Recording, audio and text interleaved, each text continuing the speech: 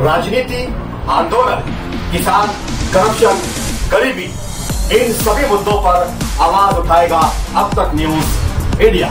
सत्ता के आगे जब भी सवाल कमजोर पड़ने लग जाए तो सवाल उठाने पड़ते हैं।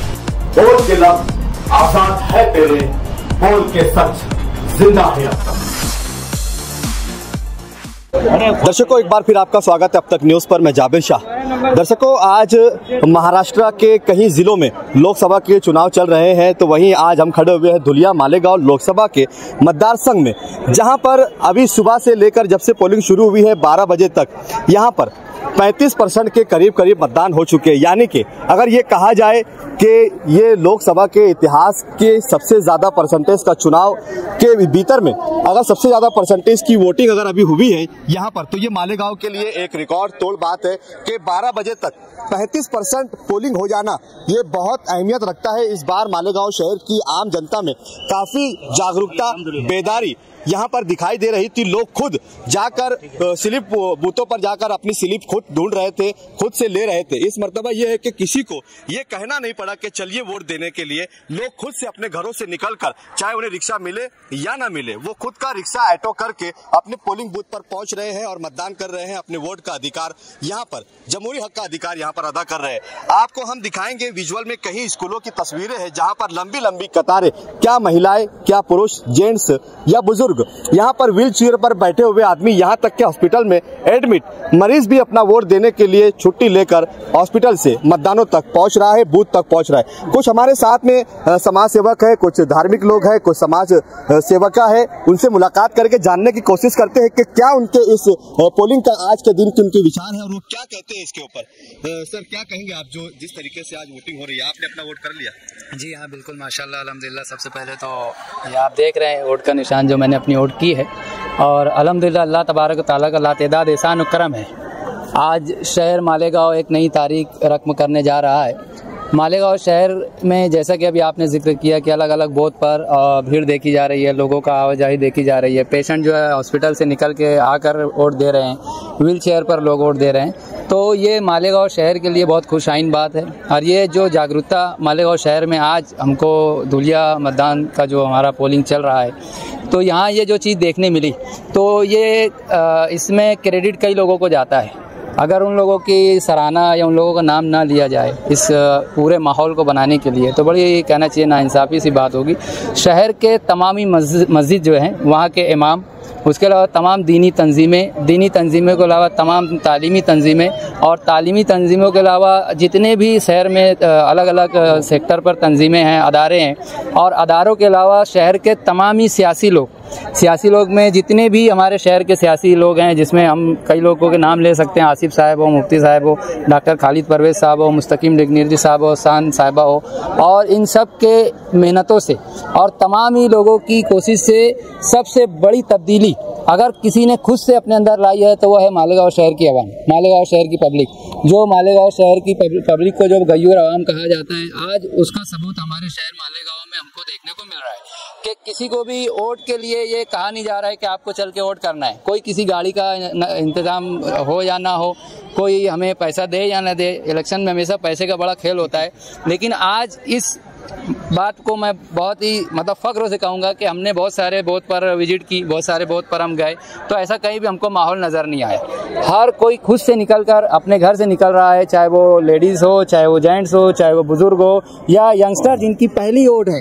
यंगस्टर में बड़ी उत्साह, खुशी देखी जा रही है, बहुत खुशी के साथ वोट करने के लिए आ रहे हैं। और ये मैं समझता हूँ कि ये हमारे हिंदुस्तान के लिए एक बड़ी तब्दीली का सबब बनने वाला है।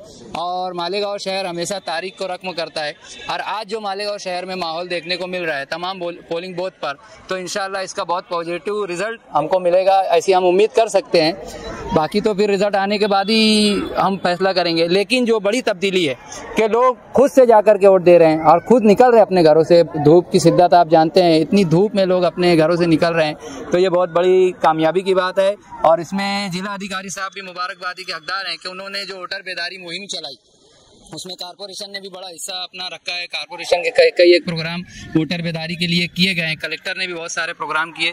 तो ये तमाम बेदारी के जितने भी प्रोग्राम हैं, ये प्रोग्राम के जितने भी कन्वीनर थे, जिन लोगों ने उसका इंतजाम किया, और जो लोग भी जैसे भी वोट की अपील करते रहे, हमारे बहुत से यंगस्टर, बहुत से सियासी, समाजी, दीनी लोगों ने व्हाट्सएप पे स्टेटस के जरिए किया, फेसबुक पे अपनी बाइट के जरिए किया, किसी ने तहरीर के जरिए किया कि आवाम को पोलिंग बूथ तक पहुँचाने के लिए जो भी जागरूकता का काम किया गया।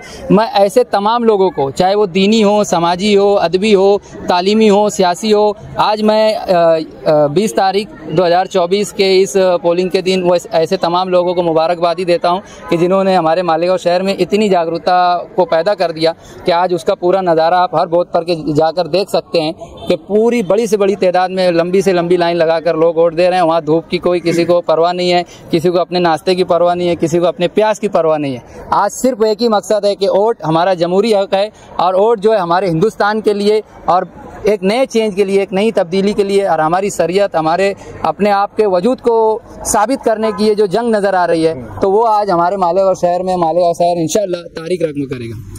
जमील भाई, हम अक्सर बोलते थे कि लोगों में बेदारी नहीं है, लोग वोट देने नहीं जाते।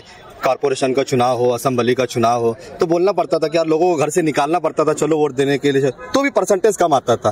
क्या इस बार रिकॉर्ड टूटेगा बिन बुलाए मेहमानों के? टूटेगा, बिल्कुल टूटेगा, इस मरतबा टूटेगा, क्योंकि शहर में जो नज़र आ रहा है, पूरे शहर का दौरा और मतलब विजिट करते करते यहाँ तक पहुँचा हूँ, अंदाजा लगा है कि इस मरतबा किसी के बोले बगैर लोग निकल रहे हैं बाहर, और इंशाअल्लाह ताला परसेंटेज का रिकॉर्ड इंशाअल्लाह अच्छा बनेगा। नवीद भाई, आप एक युवा बोलकर है, युवा बोलकर मतलब क्या, मतलब नौजवानों में एक जोश दिखाई दे रहा है?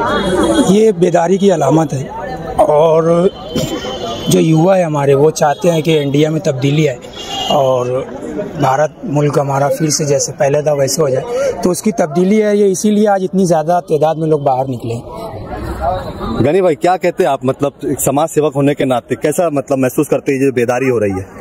अभी तक ऐसा वो देखा नहीं था कि इतना वोटिंग होगा, लेकिन इंशाल्लाह ऐसा लगता है कि इस टाइम में कुछ भी चमत्कार होगा।